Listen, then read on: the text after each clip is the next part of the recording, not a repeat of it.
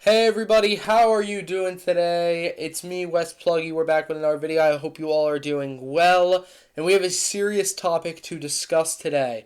Today we're going to discuss Steal a Brain Rot because I feel like there is a problem that has not been addressed yet that needs to be addressed for the betterment of society in general. And that's not an understatement because, as we know, this game has beat Fortnite in consecutive players, which I think is insane. So there's multiple reasons why I think this is insane. One reason is just the effect it has on kids in general. And then the more realistic reason is just how uncomplicated it is. So in this video, we're going to discuss why Steal a Brain Rot is not good for children, in my opinion. And then we're going to discuss how Roblox games in general have been taking a downfall. And it's going to be really interesting. So let's get right into it. First things first, we need to talk about the addiction factor of Steal a Brain Rot. So, as many of us know, Steal a Brain Rot is an incredibly addicting game for children mainly, and we see them throw fits and beg, and we're going to get into all of that. But the first side of addiction, I'm going to say, is the begging. I feel that children should not be panhandling. I haven't seen panhandling this bad since Please Donate. In fact, I would say that it may be worse than Please Donate, the way that these kids beg grown men for secret brain rots and all sorts of garbage. Sorry about that stutter there.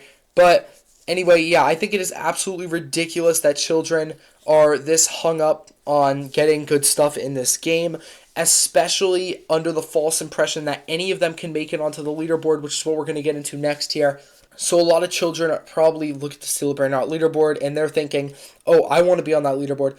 Oh, you know what? I got to grind really hard to get on that leaderboard because they are under the false impression that they have a chance.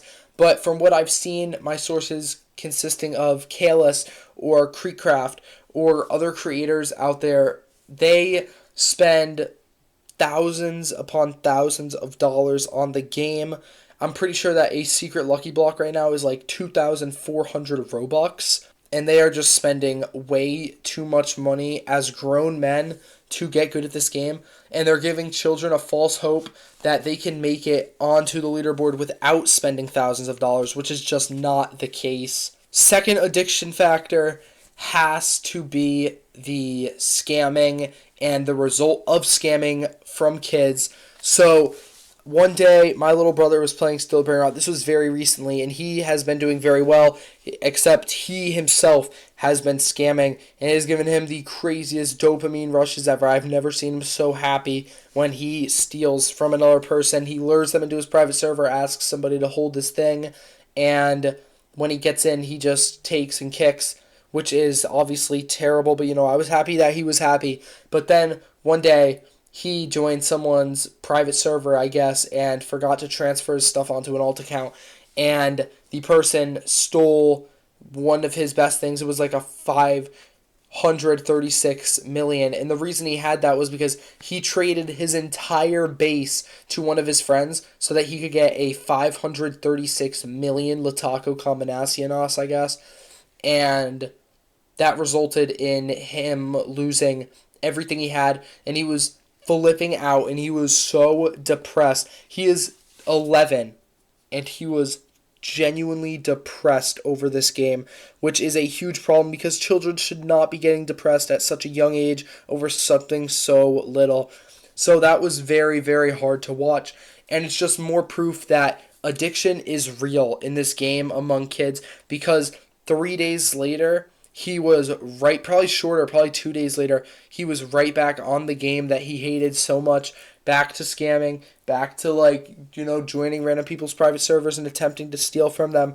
It was crazy, and I told him, maybe this is a good chance to stop, and he was like, no way, he just loved the game too much, and it was really sad to see. Okay, I think the next thing that we have to talk about is we're going to get into the section now of Roblox decline. So just for scale, some of my favorite Roblox games back in the day were like Hide and Seek in Roblox or Superhero Tycoon or some other, simpler games just because that was early Roblox. And as Roblox developed, games got more and more advanced, and that's why it hurts to see games like Grow a Garden and Steal a Brainrot, just simpler games turning massive, because I feel like there should be no reason why games should be getting that large with such minimal effort. I am not trying to discredit Brazilian Spider or Sammy or any of his team.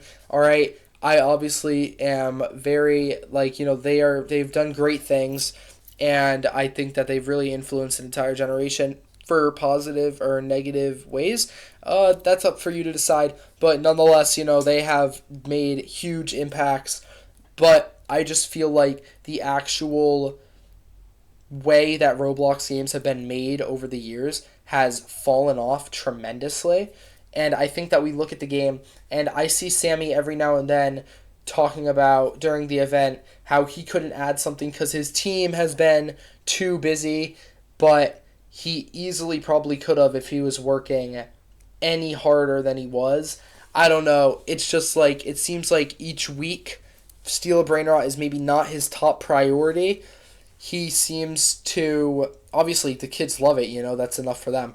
But it seems like every week it's going to be either a new event or 5 new Brainrots or some thing that's going to last 5 seconds, you know what I'm saying? And I just think that there could be a lot more effort put into it. And I feel like, in general, Roblox games have declined. And I think in relation to Fortnite, because bringing it back to Fortnite, because that is a huge part of it, the fact that Steal a Brainrot has gotten more consecutive players than Fortnite, that is ridiculous, dude. I think that is absolutely ridiculous that Steal a Brainrot has had more consecutive players than Fortnite, when Fortnite, obviously, even though it's questionable if it's still popular, it's questionable if it's still enjoyable, we know definitely puts in more effort than Steal a Brainrot. So to see little kids not only not playing a game like Fortnite they can enjoy, even though it had its fair share of rages, but seeing Gen Z and Gen Alpha kids getting incredibly just pissed over the game that they're playing, that 22 million Gen Z and Gen Alpha kids are playing, that is just ridiculous, especially for a game so simple. It's not worth it to get that worked up. And I really think that it sucks. Steal a Brainrot in general, I think it sucks the influence that it's had.